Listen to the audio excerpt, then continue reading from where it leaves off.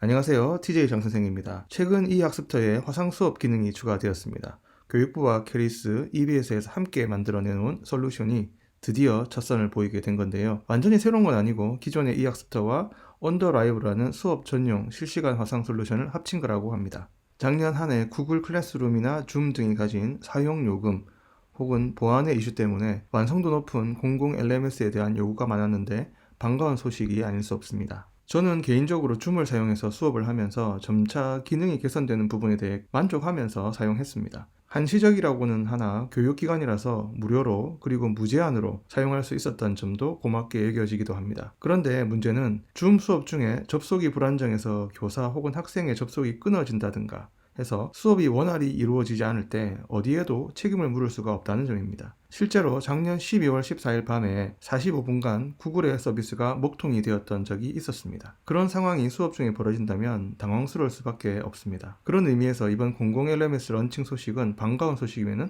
분명합니다. 그런데 제가 근무한 학교에서는 올해 새로운 플랫폼으로 구글 클래스룸을 도입하려고 생각하고 있었기 때문에 공공 LMS 소식에 고민을 좀 하고 있습니다. 기존에 이 학습터를 사용하던 학교에서는 줌을 버리고 이 학습터의 실시간 화상 수업 기능을 이용하면 되겠지만 제가 근무한 학교는 이 학습터를 사용하지 않고 줌과 네이버 카페만 사용했었습니다. 그러다가 좀 더 완성도 있는 LMS인 구글 클래스룸으로 갈아타려는 타이밍에 등장한 공공 LMS. 물론 지금 현재는 모든 학교가 의무 사용해야 하는 것도 아니고 자유 선택에 맡기고 있지만 정부에서 내놓은 공신력 있는 플랫폼을 두고 민간 솔루션을 사용하다가 생기는 불이익에 대해서는 이제 더 이상 작년처럼 힘드니까 다 이해한다는 식으로 상위기관에서 그냥 넘어가는 일은 없지 않을까 생각이 듭니다. 그래서 조만간 전국 모든 학교가 이 공공 LMS를 의무 사용해야 하는 상황이 올 것 같다는 느낌인데요. 이왕 그럴 거면 빨리 이 학습터로 갈아타는 게 좋지 않겠냐는 생각도 듭니다. 그렇다면 과연 이 공공 LMS의 기능이 쓸만하고 원활하게 돌아가느냐가 관건인데요.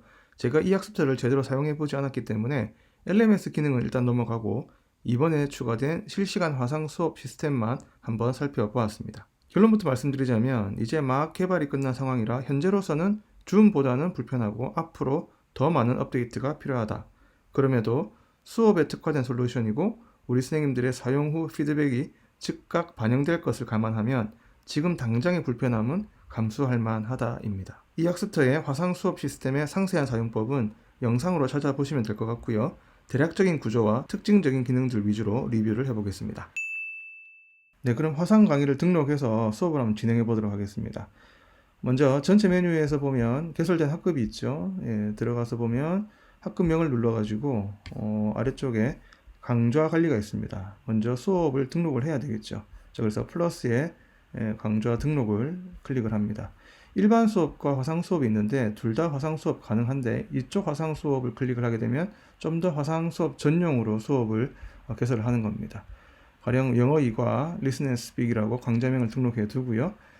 입장 가능한 날짜와 시간은 10분 단위로 설정할 수 있게 되어 있고요. 수업 시간은 30분부터 100분까지 있지만 수업 중에 이 시간을 초과하더라도 계속 수업은 할 수가 있습니다. 자, 등록을 한번 해보겠습니다. 자, 등록되었고요. 자, 다시 들어가 보면은 이쪽에 이제 입장이라는 메뉴가 생겼죠. 자, 입장 들어갑니다. 자, 들어가서 먼저 카메라하고 오디오 장치를 세팅을 해 놓고요. 자, 수업 입장을 하겠습니다. 자, 입장을 했는데요. 지금 보면 오른쪽 상단에 깜빡깜빡하지요. 아직 수업 시작이 안 된 겁니다. 이거 누르면 수업이 시작되는 거고요. 아이들은 아직 들어올 수 없습니다. 자, 이거 눌러서 이렇게 수업 시작을 하게 되면 이때부터는 학생들이 들어올 수가 있게 되는 거죠. 자, 전체적인 인터페이스는 이렇습니다. 좀 괜찮다고 느껴졌던 게요. 이 보면 전체 큰 이 화면이 메인 화면입니다. 주 화면이죠.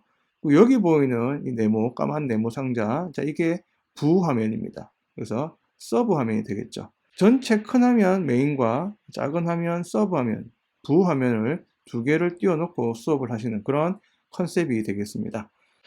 이게 서브 화면 같은 경우는요, 화면 크기를 조금 조정할 수 있습니다. 자, 여기 눌러가지고 위치도 약간씩 이렇게 조정할 수 있고요. 플러스 눌러가지고 이렇게 키울 수도 있고, 이렇게 더 작게 할 수도 있습니다. 왼쪽 하단에 보시면 영상 추가를 총 5개까지 할 수 있게 되어 있습니다. 좋은 점인 것 같은데요. 미리 수업 준비를 하시면서 띄워야 될 화면들을, 자료들을 5개를 미리 준비를 해놓고 침착하게 바꿔가면서 끊김없이 수업을 할 수 있다는 좋은 장점이 있는 것 같습니다. 지금 같은 경우에는요, 이 공유창을 닫고 뭐 다음 거를 열고 이런 것들이 조금 불편했었죠. 자, 가령 예를 들어서 눌러가지고 일단 제 얼굴을 보여줘야 되니까, 자, 여기 선생님 얼굴을 하나 보여주고요. 그 다음에 화면을 공유할 것들을 몇 가지를 설정할 수 있습니다. 여기 애플리케이션 창 들어가서 지도도 하나 보여줘야 될 것 같고요. 자, 그 다음에 보면은 화면 공유를 애플리케이션 중에서 뭐 인터넷 화면도 하나 보여줘야 되겠죠. 자, 그 다음에 한 개 더 해보겠습니다. 화면 공유를 뭐 PPT 뭐 하면 같이 봐야 되겠다 할 때 이렇게 공유를 딱. 자, 그럼 이렇게 하면 지금 영상이 총 5개 중에 4개가 준비되었습니다. 제 얼굴 포함해서 4개. 자, 그 다음에는 아이들 얼굴을 봐야 되겠죠. 둘러보기가 아이들 얼굴 보는 겁니다. 이렇게 총 5개가 준비가 되어 있습니다. 그러면 먼저 제가 얼굴을 주 화면으로 한번 잡아보겠습니다. 자, 여기 누르면 됩니다. 주 잡고요. 부 화면으로는 지도를 한번 부로 잡아볼까요? 자, 그러면 부를 여기 지도 옆에 있는 부를 누르면 됩니다. 자, 그러면 제 얼굴을 크게 보여주고 지도가 작게 나오고 있죠. 반대로 한번 해볼까요? 자, 지도에 있는 거를 주로 잡고요. 크게 나오겠죠. 그럼 제 얼굴을 부로 잡으면은 제 얼굴이 작게 구석에 이렇게 나오게 됩니다. 괜찮죠?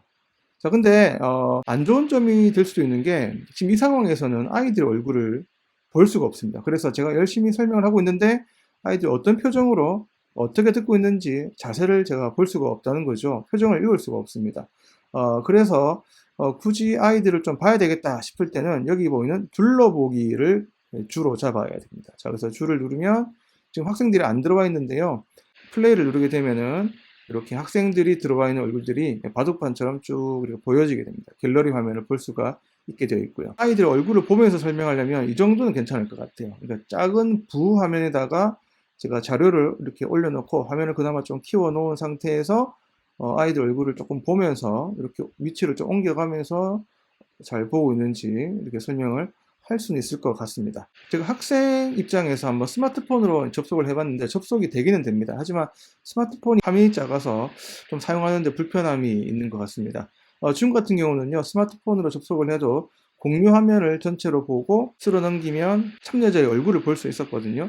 근데 이제 여기서는 전체 화면이 다 나오기 때문에 작은 화면으로 공부하는데 조금 어려움이 있지 않을까라는 생각이 좀 들었습니다.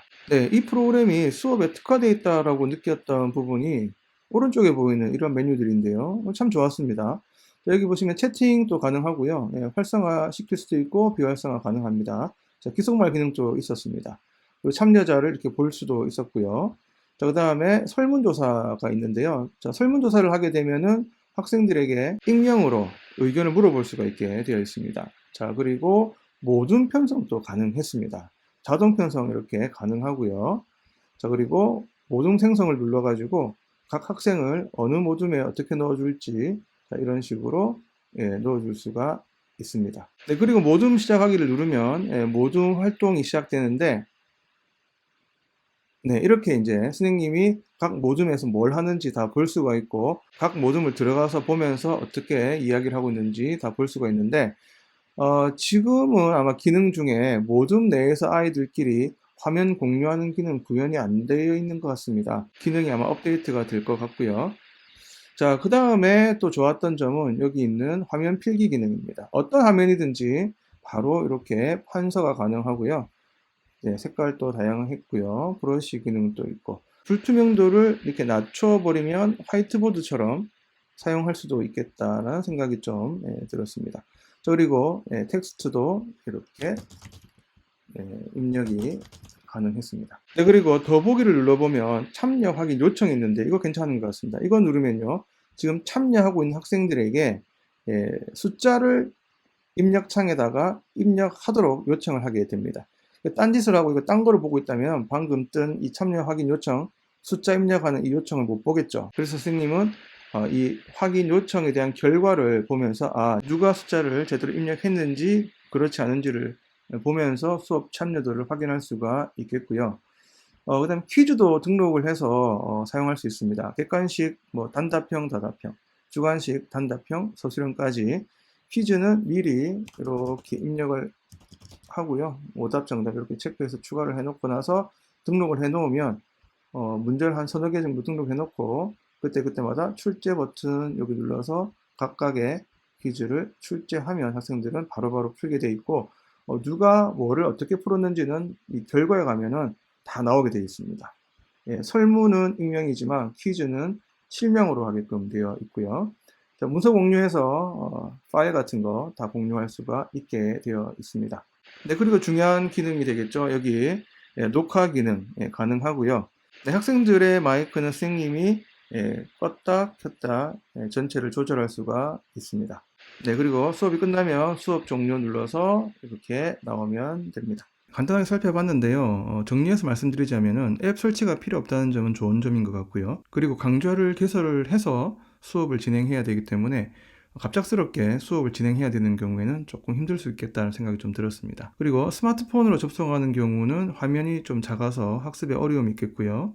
수업 화면이 주 화면과 부 화면으로 이루어져 있는 점, 그리고 5개의 화면을 미리 준비해 두고 수업할 수 있는 점은 상당히 좋은 것 같습니다. 줌 같은 경우는 공유 화면을 보면서 아이들의 얼굴을 상단이나 좌측에 플로팅 화면으로 띄워서 확인하면서 반응을 보면서 수업하기가 상당히 편했었습니다. 화면을 공유하고 있는 동안에는 학생들의 얼굴을 확인할 수가 없어서 둘러보기 기능을 이용해야 가능하다는 점이 조금 아쉬웠고요.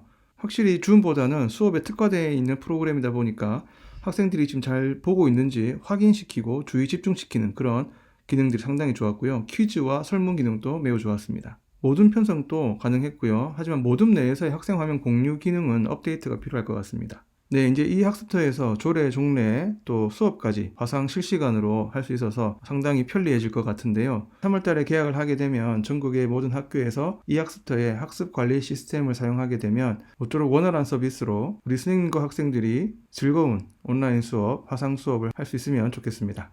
오늘의 영상은 여기까지입니다. 감사합니다.